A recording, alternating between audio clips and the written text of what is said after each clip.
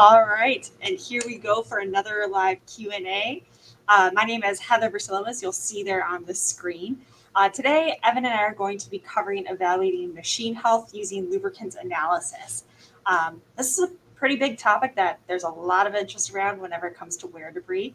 So we are always happy to answer any questions you might have around lubrication. Feel free to throw them in the chat.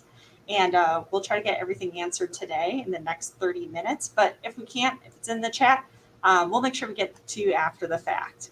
That being said, I'll be moderating today here a little bit and reading off any questions to Evan. He'll be answering. And Evan's fantastic. Many of you know him by this point. He's been with TestOil for a very long time. And I'll let you give a little intro about yourself before we kick off. Yes, I am the Senior Technical Advisor here at TestOil. So mostly I'm responsible for delivering our training, which some of it is certification related. So usually it involves answering lots of questions like hopefully a bunch of the ones we'll get today. Yep, very true. All right, so that being said, considering we only have half an hour together, I did get some questions ahead of time over email, so I will go ahead and start with those, but please feel free to jump in with anything you might have. All right, Evan. So first one really covers the broad overview of this topic. Which oil analysis tests help determine the health of an asset? When it comes to oil analysis in general, basically all the tests can fall into three categories. There's a category you would consider anything related to contaminants, the second category being anything related to wear, and the third one usually gets reserved for things like physical and chemical properties of the lubricant. And that last one is pretty much what would relate to the health of the lubricant. So in that one you have like acid number and things like MPC or RPVOT. You get oxidation nitration by FTIR. There's lots of different tests that help you with the health of the lubricant. But anything in the wear category is essentially what identifies the health of the machine itself. And then contamination kind of leads you to what might degrade either of those two categories. Okay, perfect. So then let's cover one of the tests. So Icp Elemental Spectroscopy. So someone was asking that they only, yes, so we know that ICP generally has a upper size limitation of about detecting particles around 7 microns in size. With that being said, what can you use to look at larger particles that might indicate that there's going to be a catastrophic event very soon? Yeah, so with wear analysis, yeah, ICP or elemental spectroscopy is kind of your go-to, and it covers pretty much any sort of clearance-sized particles and smaller, which is normal wear-sized particles. So when you do get into those severe-sized ones, when things start looking really bad, you'll need one of the large particle analysis tests. So first and foremost, there's Analytical Phorography, which uses the size, the shape, and the color of the particles to identify by size, the severity, by shape, the wear mechanism, and by color, ultimately the source of the particles. So it's among the most forensic of tests that you can do. The shortcut way of doing it is wear particle classification, which is just a quick ferrous density, if you will, of all the ferrous material, so magnetic material that's found in the oil. But you could also do something as simple as like a patch type test, where you just can physically look at the patch and see what you see, or you could even send it in for X-ray. And X-ray would be an elemental spectroscopy type test, but is not limited in size like the normal ICP version that is covered by routine analysis. So there's about 3 different ways you can address those larger particles, depending on just how much you want to know about them. Perfect. So that's going to lead me into another question that I did receive is, when is it appropriate to utilize analytical phorography? Which you kind of gave a basic answer there when you want to look into larger particles. So maybe it would be helpful to explain more about that test. And since you mentioned it, I did throw a link to an ebook on analytical phorography in the comments. Yeah, so one of the best times to really look at this is when you notice that your elemental spectroscopy by ICP, the normal routine test, when you see those results are starting to climb at an abnormal rate, like faster than normal, or And this is the one that most people don't think of. If those results level off, if they've been increasing but then suddenly level off, then the point probably is that the particles are increasing in size and they're no longer detected by that method.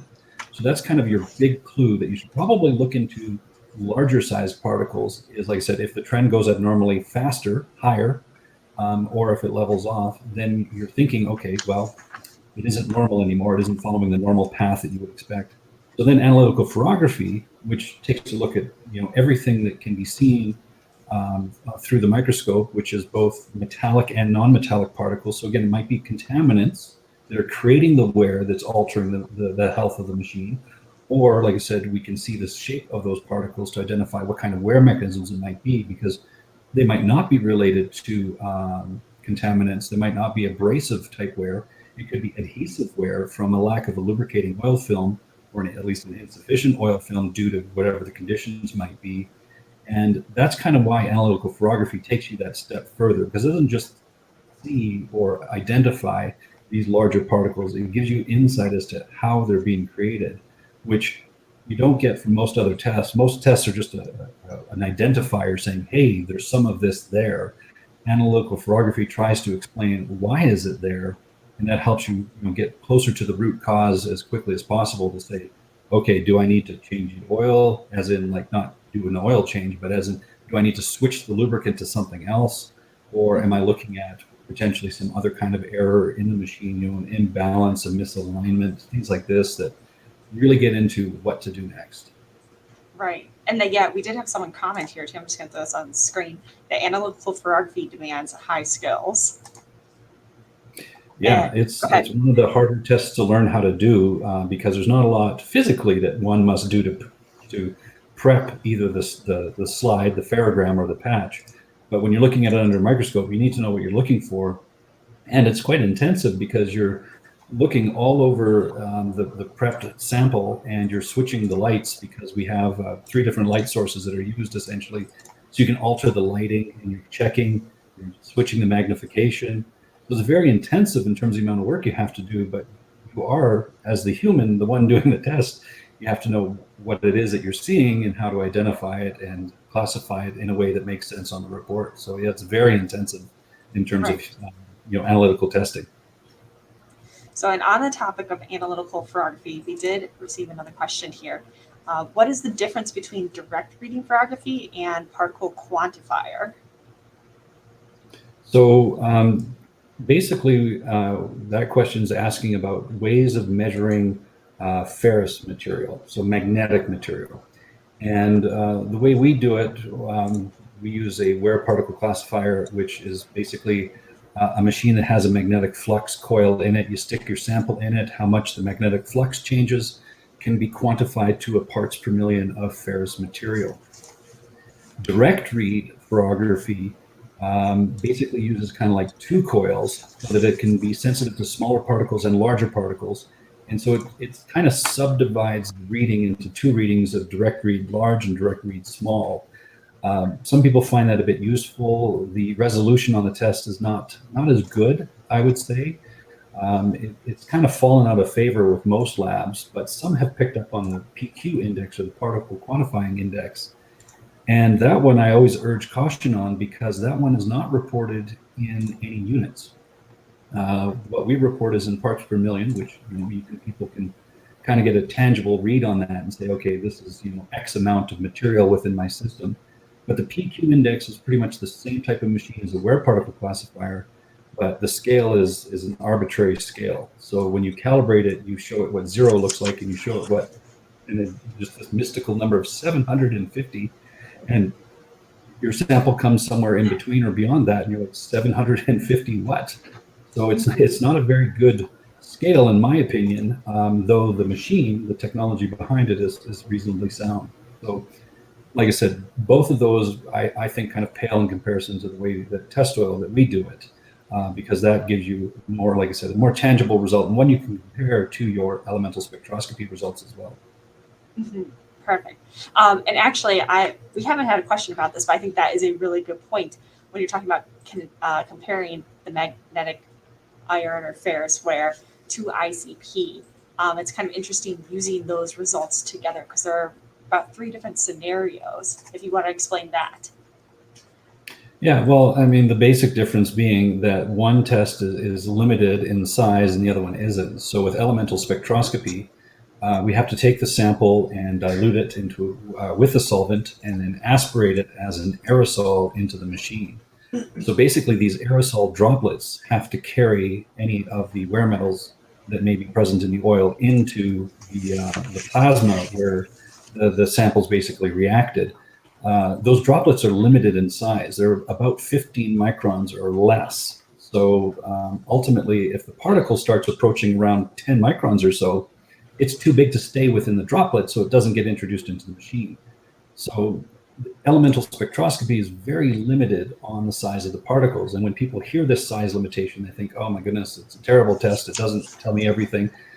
The point is, most of the time you don't expect particles that large because particles that are generated by wear mechanisms, just by the very physical nature of it, cannot be larger than the clearances. And most clearances are quite small, like around 1 to 5 microns for a lot of systems. So to generate a particle much larger than 5 or 10 microns typically involves some pretty severe wear mechanisms. So we don't see that with elemental spectroscopy, but wear particle classification sees all sizes. It's not influenced by size because the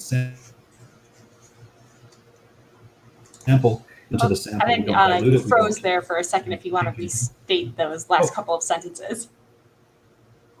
Oh, anyway, so I was saying wear particle classification is not limited on size because the sample is introduced neat. So it's not diluted, it's not changed in any way. So the particles, however they're present in the oil sample, whether they're small enough to stay suspended or they're large enough that they start to sink, the wear particle classifier will see all of that. So when you compare the results between the two, sometimes they correlate quite nicely. Meaning that probably all the particles are very small, like under 10 microns for sure, under 5 microns probably in particular. But if you see one result going up and the other one not, then it indicates to which side the particles are favoring, right? Whether they're all smaller or they're all larger. Right, right, very true. No, thanks for explaining that because I think that's a great point on how to use those 2 types of tests together, basically. They're very powerful when used together. So, all right. And then, see, looking good in the chat. So, next question is along the same lines, but what are appropriate limits for wear debris? Well, the short answer I always say is it depends. There's just too many variables to come up with a pat answer that you could give anybody. So the best example I give is this. If I told you that 100 ppm was a good limit for a wear metal, right? People might run with that. And so there's 2 different ways I can pick apart that and say, this is why it's not going to work for you. So the first example I give is if I gave you 3 different systems and said that there was about 2 fingernail clippings worth of material, iron, let's say, in a 5-gallon sump, or there was about 3/4 of an ounce of material in a 50-gallon sump, or there was half a pound in a 500-gallon sump. Which one's worse? And the point is all 3 measure at 100 ppm. But the other point is, if I said, okay, let's say we established the volume of your system and therefore 100 ppm seems like a reasonable cutoff. 100 ppm in how much time? Right, 100 ppm in a 500-hour sample or 100 ppm in a 1,000-hour sample.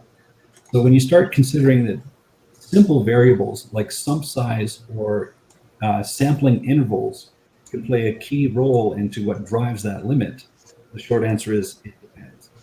So when it comes to measuring wear and contamination in particular, it's hard to establish limits that are very meaningful. So that's why at TestOil, we try and use your trend. And your trend tells us if the number is changing in a direction that it hasn't normally gone, or if it's changing at a rate that's faster than it was typically beforehand. That's a far better indicator than saying a hard and fast 100 ppm is an example. Right. Yes. And then I had a comment here that maybe tribological investigation will help to find the effect of particle size and shape on the quality of used oil, which is very true. And so leading in then another question here. is how can we set the limits in analytical photography for different equipment and how can it help? Well, analytical photography is a subjective type test. So it is measuring the size of the particle. So you will get a physical micron rating as a range as to how big those particles are. But then in terms of quantity, it is a subjective rating, like trace, moderate, severe kind of wording. So it's very hard to say that you're willing to accept a severe level of a certain size particle, but only a moderate level of another size particle when you're dealing with particles of all sizes of a varying range. So the short answer I always try and give people for how to set a limit for analytical photography is that essentially there are 12 categories of reporting. And the first two are normal rubbing wear, and the second one is rolling contact fatigue wear. And now, of the remaining 10, I always say this, the other 10 are never considered normal, ever, ever, ever. If you see particles reported in those categories, that always means it's abnormal wear. But if you see anything reported in the first two categories, the only time that they can be considered normal is if they're approximately clearance sized or smaller, so typically in 5 microns or possibly less. But as soon as you see particles in categories larger than that, so say 10, 20, 30, 40, 50 microns, always, always, always consider that to be abnormal.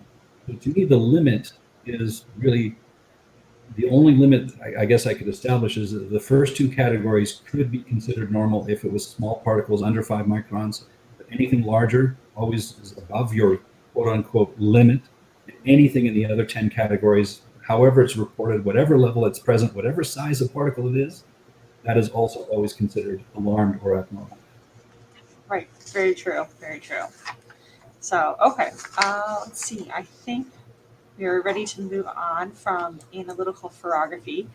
And let's see. Okay. Let's go back to one of our emailed questions. So we'll switch a little bit from, I guess, analyzing the lube directly to when should filter analysis be used to evaluate asset health? Well, one of the statistics that you can read in the ASTM method for filter debris analysis suggests that about 95% of the material that could be seen by oil analysis is trapped in the filter. And I mean, that makes sense and it's fair comment because your filter is supposed to remove foreign material and, if there's large generated wear particles. So a filter debris analysis is helping you see what you didn't see in the rest of your analysis. Not saying your analysis missed anything, but it helps you see the stuff that isn't going to appear in the sample bottle for a routine oil sample. So kind of your go-to answer as to when should you do it would be that it's probably a wise decision to do it on any critical systems. Every time you change the filter, simply send the filter in and just kind of get a picture of what didn't show up on your oil analysis. But I'm sure the question is more coming from when should I, out of the blue, decide to do it?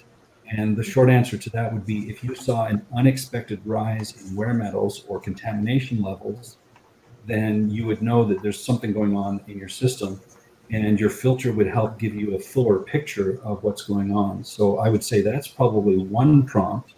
Another prompt would be if any of your other condition monitoring indicated that something abnormal is going on. So say your vibration analysis picked up an unusual reading and said, look, this thing looks like it's going out of balance, or looks like there's maybe an alignment issue. It's like, well, why not see if there's any larger particles that your filter has that your routine oil analysis wouldn't have, to see if that imbalance or misalignment is causing any damage.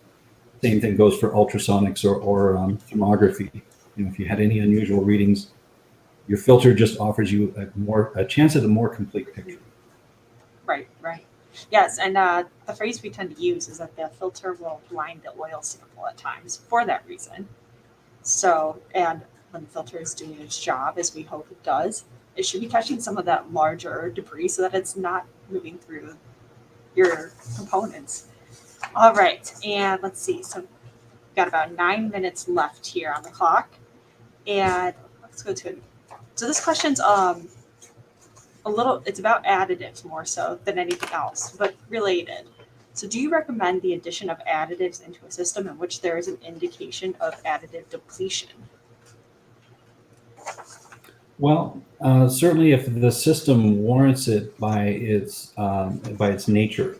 So if we're talking about a large volume of oil that is very expensive to replace, or if the downtime of the machine to do an oil change becomes quite costly to the company, then the decision to extend the life of the existing oil does become an economical decision. And yeah, as long as you work with a good lubricant company, so I'm not saying, what I'm hinting at here is don't just suddenly throw in additives because you think they work. Talk to the lubricant supplier or at least the distributor and say, okay, I want to work with you on this. What should I actually put in here? They will either go directly back to the original additive company, or they might already have a product that's been blended up so that it'll work.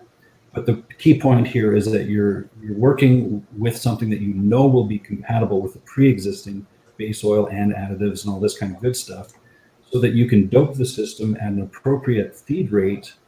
Because even if they say, look, you need X amount, you don't add X amount in one go. You have to add it in slowly but surely. So they'll give you the procedures to help with that, so that you can add it in at the right rate to the right quantity. And of course, probably take a few samples along the way to make sure that things are measuring the way everyone's expected. But I really think that, yes, that becomes an economical decision, because you can't justify it unless there's a good reason behind it, other than saying, I want my oil to last longer. It's like, well, there's got to be more to it, because if you want your oil to last longer, there may be other ways of getting there. And that could be something as simple as bleed and feed, where you remove some of the original product and just top it up with new product. But like I said, if you talk about a large enough volume of system, then sometimes that just doesn't become cost effective. Or if you're dealing with some system that's so critical that the downtime to remove any oil to add it in, this doesn't warrant doing that either, then yes, you can dope it with chemicals, and there are companies out there who support that kind of activity. So it can be done. Perfect. All right, so I have one last question that was given ahead of time, and then we'll go from there as far as comments. So last question I have is, we're primarily interested in finding and keeping an eye on Babbitt levels coming from our bearings. What would be the best test to monitor this? Well, you're going to expect that any bearing will wear. So that falls into the category of normal wear, of course. And normal wear would be covered by elemental spectroscopy. So as long as you're measuring, what most routine analysis would measure, you're going to see your wear metals by elemental spectroscopy. And the key ones to look at for Babbitt are primarily lead and tin, because that is the primary layer of Babbitt. And that, as long as you see that, indicates that yes, the bearing is wearing normally. What you don't want to see is one of the substrate levels if you're dealing with a multi-layered Babbitt bearing, because that'll indicate that the first layer has worn away and you're now exposing one of the sub layers, and that's usually when you decide to order new bearings. The substrate layer is frequently made from copper, but not always. Sometimes it's made from other metals. So knowing the metallurgy of your bearing will help you identify what those other elements might be, because in some cases it could be nickel. In worst case, it's iron, and that's usually the backing of the bearing, which means you've worn through all the layers, or maybe you only had one layer to begin with. But it does vary from Babbitt bearing to Babbitt bearing, because we have both mono layer or single layer bearings, which is lead tin only, dual layer bearings, which often it's something like copper, but you can get tri-layer or multi-layer bearings with even more layers in them. And you need to know what those other layers are, because that's going to be your indicator that you've seen your way through the first layer, the primary layer, and now you've worn down, and it's one of those indicators coming up saying order new bearings, schedule the change. Exactly. Perfect. Well, I don't have any other questions, and I don't see any new questions in the comments section. So with that, we're going to close this out for today, but we do have another live event coming up at November 8th, and we'll be taking any sort of questions on lubricant contamination at that point. In the meantime, if you do have any questions, you're always welcome to email Evan or myself, and we'll make sure we get you some sort of answer. Even if we don't know, we'll point you in the right direction. It's one of the things we like to do here. So that being said, Evan, thank you so much for your time. Thank you. All right, take care. All right, bye now.